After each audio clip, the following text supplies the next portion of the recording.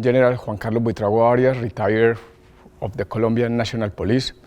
It's a real pleasure to be here in this important international security conference organized by EMEA organization.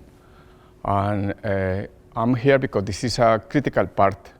This topic is very important in order to prevent and fight against illicit trade and organized crime.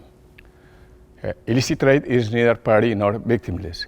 It's a high profit and low risk crime, which serves as a funding source for international criminal networks. They are threatening our national and international security, and those criminal organizations feeding off illicit trade. The tight relationship between illicit trade and criminal organization is well known around the world, and this is a real threat against our national and international security.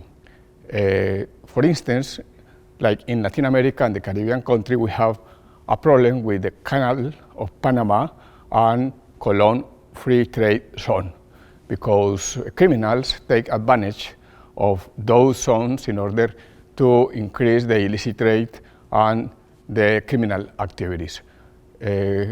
We have some indicators about this.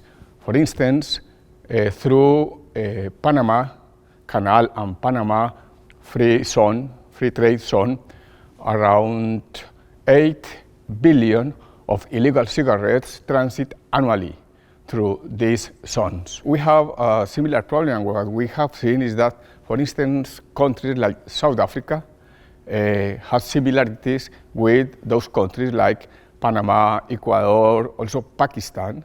We discussed here in this forum about the similarities of those countries, for instance, because they have high levels of criminality, they have high fragility in their institutions, in the states, generally talking.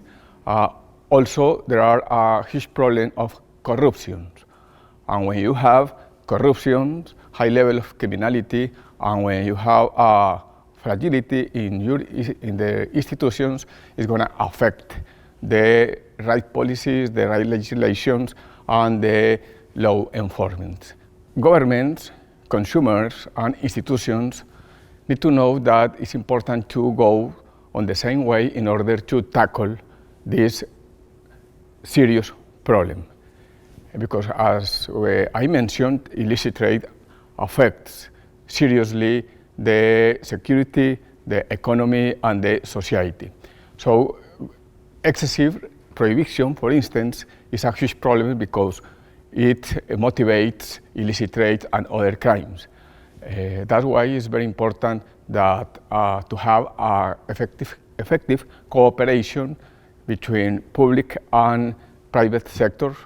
For one way, the other way is very important to educate people, not only consumers, but also legislators and politicians, in order to take the right decisions. Governments have to take action now in order to prevent and to combat illicit trade and organized crime.